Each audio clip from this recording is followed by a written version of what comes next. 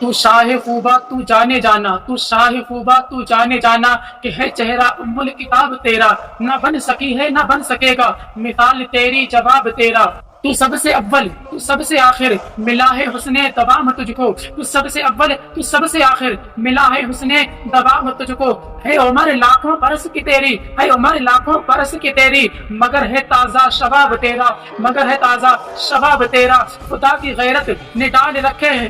تجھ پر 70,000 پردے، کہ خدا کی غیرت نے ڈال رکھے ہیں تجھ پر 70,000 پردے، جہاں میں لاکھوں طور بنتے جو ایک بھی اٹھتا حجاب تیرا، جہاں میں لاکھوں طور بنتے جو اٹھتا ایک بھی حجاب۔ تاریخ اسلام میں سیرت نگار لکھتے ہیں میرے آقا علیہ الصلوۃ والسلام کی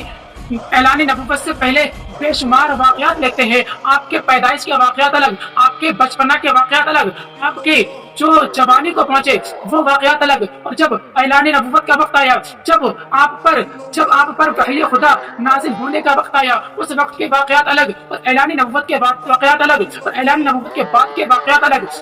تفسیر نگار اپنی اپنی کتابوں میں تحریر فرماتے ہیں، یوں تو بے شمار واقعات میرے آقا علیہ الصلوۃ والسلام کی جوانی کے تعلق سے لکھے جاتے ہیں، لیکن کچھ واقعات حضور کی جوانی کے ہم آپ کی بارگاہ میں لے کر حاضر ہوئے ہیں۔ میرے آقا علیہ الصلوۃ والسلام کی عمر شریف جب 25 برس کی ہوئی، پورا مکہ اور پورا ملک عرب آپ کو صادق اور امین کے نام سے یاد کرنے لگا۔ آپ کے پورا عرب آپ کی صداقت، آپ کی امانت، آپ کی پاک دامنی کی، آپ کی پارسائی کی مثال دیا کرتا تھا۔ پورا عرب میرے آقا علیہ الصلوۃ والسلام سے والہانہ محبت کیا کرتا تھا، ہر جگہ میرے آقا علیہ الصلوۃ والسلام کو بلایا جاتا تھا، ہر طرح کے مشورے میں میرے آقا علیہ الصلوۃ والسلام کو شامل کیا جاتا۔ جب میرے آقا علیہ الصلوۃ والسلام کو پورا ملک عرب صادق اور امین کے نام سے یاد کیا کرنے لگا، تو اس وقت اسی ملک عرب میں، اسی قبیلہ قریش میں ایک خاتون جس کو حضرت خدیجہ الکبریٰ کے نام سے یاد کیا جاتا ہے، تاریخ اسلام میں حضرت خدیجہ الکبریٰ کی بے شمار فضیلتیں آئی ہیں۔ تاریخ اسلام میں مورخین لکھتے ہیں کہ حضرت خدیجہ الکبریٰ جو ہے وہ قبیلہ قریش سے تھی، اور ان کا جو نسب نامہ ہے 5ویں پشت پر جا کر میرے آقا علیہ الصلوۃ والسلام سے مل جاتا ہے۔ یہ ملک عرب میں بہت ہی پاکیزہ، بہت پاک دامن عورت تھی، اور پھر اتنی پاکیزہ، اتنی پاک دامن تھی کہ پورا ملک عرب ان کو طاہرہ کے لقب سے یاد کیا کرتا تھا۔ لیکن یہ قریش کے جو مالدار گھرانے اور ایک تاجر عورت تھی، پہلے کے لوگ جب تجارت کے لیے اپنا سامان بھیجا کرتے تو وہ کسی قافلے کے ساتھ اپنا سامان بھیجتے، اور کسی شخص کو جس پر انہیں بھروسہ ہوتا تھا اس کو اس سامان کے ہمراہ کیا کرتے تاکہ وہ سامان ان کا بیچ کر کے آ جائے۔ جب حضرت خدیجہ کا قافلہ جب ملک شام کی طرف جانے کے قریب پہنچا، تب حضرت خدیجہ کو ضرورت پڑی ایک ایسے شخص کی جس کے ہمراہ وہ اپنا سامان تجارت بھیج سکے۔ تب حضرت خدیجہ الکبریٰ نے پورے مکہ میں ایسے شخص کو تلاش کیا کہ جو آپ کا مال تجارت لے کر ملک شام جا سکے۔ تب آپ کی نظر میرے آقا کائنات سرور عالم صلی اللہ تعالیٰ علیہ وسلم پر جا کر ٹک جاتی ہے۔ حضرت خدیجہ الکبریٰ میرے آقا علیہ الصلوۃ والسلام کے پاس ایک پیغام بھیجتی ہے۔ وہ پیغام یہ تھا کہ حضرت خدیجہ ایک شخص کو میرے آقا کی بارگاہ میں بھیجتی ہے، تو میرے آقا کی بارگاہ میں آ کر عرض کرتا ہے کہ اے محمد بن عبداللہ، حضرت خدیجہ کا سامان تجارت تم لے کر کے ملک شام چلے جاؤ اور اس کو فروخت کر کے آؤ۔ جو معاوضہ حضرت خدیجہ دوسروں کو دیا کرتی ہے اس کا ڈبل آپ کو دیا جائے گا۔ جب یہ پیغام میرے آقا کی بارگاہ میں آتا ہے، اس وقت میرے آقا کائنات سرور عالم صلی اللہ تعالیٰ علیہ وسلم ابو طالب کے پاس اس پیغام کو لے کر کے جاتے ہیں، اور ابو طالب سے بیان کرتے ہیں کہ ایسا ایسا پیغام آیا ہے۔ ابو طالب میرے آقا کائنات سرور عالم صلی اللہ تعالیٰ علیہ وسلم کو اس قافلے کی میں جانے کی اجازت دے دیتے ہیں۔ میرے آقا علیہ الصلوۃ والسلام جب قافلے کے ساتھ سامان تجارت لے کر چلنے کے لیے تیار ہوتے ہیں، تب حضرت خدیجہ ایک اپنے غلام میسرہ کو میرے آقا علیہ الصلوۃ والسلام کے ہمراہ کر دیتی ہے، اور کہتی ہے اے میسرہ، ان کا خیال رکھنا کہ راستے میں انہیں کسی بھی مشکل کا، کسی بھی طرح سے کوئی پریشانی کا سامنا نہ کرنا پڑے، حتیٰ کہ وہ قافلہ مکہ سے روانہ ہو جاتا ہے۔ جب وہ قافلہ ملک شام کے راستے بصرہ شہر پہنچتا ہے، جب وہ وہاں پر پہنچا تو اس وقت وہاں پر ایک راہب رہا کرتا تھا جس کا نام نستورہ تھا۔ تاریخ اسلام میں اس کا ذکر نستورہ راہب کے نام سے ذکر کیا جاتا ہے۔ جب یہ قافلہ اس کی کٹیا اس کے گھر کے پاس میں جا کر کے ٹھہرتا ہے تو نستورہ راہب کی نظر جب میرے آقا کائنات سرور عالم صلی اللہ تعالیٰ علیہ وسلم پر پڑتی ہے، وہ میرے آقا کو دیکھ کر پہچان جاتا ہے، اور پھر میرے آقا کی جو اس نے نشانیاں توریت اور انجیل میں پڑھی تھی وہ اس کو سب کچھ نظر آتی ہے۔ جب حسن تھا ان کا جلوہ نما، انوار کا عالم کیا ہوگا، ہر کوئی فدا ہے بن دیکھے دیدار کا عالم کیا ہوگا۔ نستورہ راہب میرے آقا علیہ الصلوۃ والسلام کو دیکھ کر پہچان جاتا ہے۔ اب وہ نستورہ دوڑ کر میسرہ کے پاس جاتا ہے، چونکہ میسرہ جو ہے وہ کئیوں بار اس راستے سے بلکہ شام کی طرف گئے تھے اور ان کا سفر، ان کا قافلہ بہت بار اس جگہ پر ٹھہرا تھا اور ان کی جان پہچان جو نستورہ راہب تھا اس سے ہو گئی تھی۔ نستورہ راہب میسرہ سے کہتا ہے، اے میسرہ یہ شخص کون ہے؟ تو میسرہ کہتے ہیں یہ ملک عرب مکہ شہر اور بنو ہاشم کے خاندان سے ہے، ان کو یہ محمد بن عبداللہ ہے اور ان کا لقب امین ہے۔ جب وہ اتنا کہتا ہے تو وہ کہتا ہے کہ واللہ میں گواہی دیتا ہوں یہی وہ شخص ہے جو اللہ کا آخری نبی بن کر کے آیا ہے، جس کو اللہ نے اپنا آخری نبی بنا کر کے بھیجا ہے۔ اے میسرہ میں تم سے کہتا ہوں کہ اگر تم ان کا زمانہ پاؤ، یعنی جب یہ اعلان نبوت فرمائے اور جب تم ان کا زمانہ پاؤ تو ان کے ہمراہ ہو جانا۔ اگر میں اس زمانے میں زندہ رہا تو اپنا سب کچھ بیچ کر میں ان کی بارگاہ میں ان کی خدمت میں حاضر ہو جاؤں گا اور اپنی پوری زندگی ان کی بارگاہ میں قربان کر دوں گا۔ جب وہ میسرہ سے نستورہ راہب کہتا ہے اور کہتا ہے، اے میسرہ خیال رکھنا انہیں کسی طرح کا بھی کوئی بھی مشکل کا سامنا نہ کرنا پڑے۔ اب میسرہ اپنے قافلے کو لے کر جب روانہ ہوتے ہیں، جب وہ قافلہ ملک شام کی سرزمین پر پہنچتا ہے، جب بازار میں تاجر اپنے تجارت کے سامان جو تھے لے کر کے آئے تھے وہ بیچنے لگتے ہیں، اب تاکہ وہ قافلہ اپنا سارا سامان بیچ کر جب واپس ہوتا ہے، حضرت خدیجہ کبریٰ چونکہ وہ ان کے بے شمار قافلے ملک شام کی طرف گئے تھے، تب انہیں اس بات کا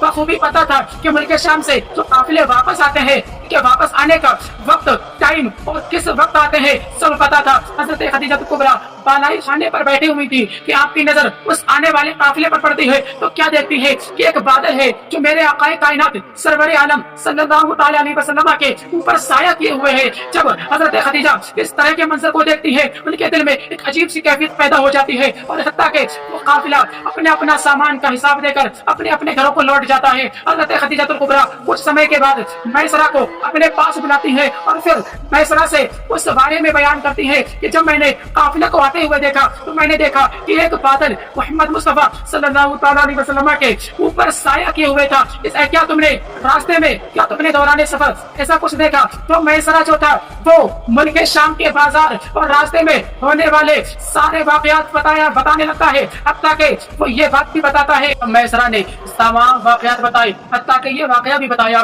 کہ جب ہمارا قافلہ بصرہ شہر پر جا کر پڑاؤ ڈالتا ہے اس وقت اس نستورہ راہب نے جو میسرہ سے کہا تھا وہ سارا میسرہ حضرت خدیجہ کو بیان کرتا ہے اور اس نستورہ راہب کی جو الفت و محبت میرے آقا علیہ الصلوۃ والسلام کے لیے تھی وہ بھی بتاتا ہے، حتیٰ کہ حضرت خدیجہ کبریٰ کے دل میں میرے آقا علیہ الصلوۃ والسلام کے لیے اور بھی زیادہ عزت بڑھ جاتی ہے، حتیٰ کہ وہ میرے آقا علیہ الصلوۃ والسلام سے شادی کرنے کا خیال بنا لیتی ہے۔ اسی شاعر نے کہا تھا، ملی جب ذات گرامی کی دولت، ملی جب ذات گرامی کی دولت، نظر سے اتاری سبھی دنیا کی عزت، نظر سے اتاری سبھی دنیا کی عزت۔ حضرت خدیجہ کبریٰ کے دل میں میرے آقا علیہ الصلوۃ والسلام کی محبت اور سے شادی کرنے کا جب رغبت پیدا ہوتی ہے تو حضرت خدیجہ میرے آقا کی بارگاہ میں پیغام بھیجتی ہے۔ لیکن یہاں پر ہم پیغام پہنچنے سے پہلے ایک بات بیان کرتے چلتے ہیں۔ حضرت خدیجہ کبریٰ کے نکاح پہلے 2 ہو چکے تھے، یعنی حضرت خدیجہ کے پہلے 2 نکاح ہو چکے تھے اور ان سے بھی اولادیں تھیں، لیکن حضرت خدیجہ کبریٰ جب میرے آقا علیہ الصلوۃ والسلام کی بارگاہ میں پیغام بھیجتی ہے، جب وہ پیغام میرے آقا کائنات سرور عالم صلی اللہ تعالیٰ علیہ وسلم کی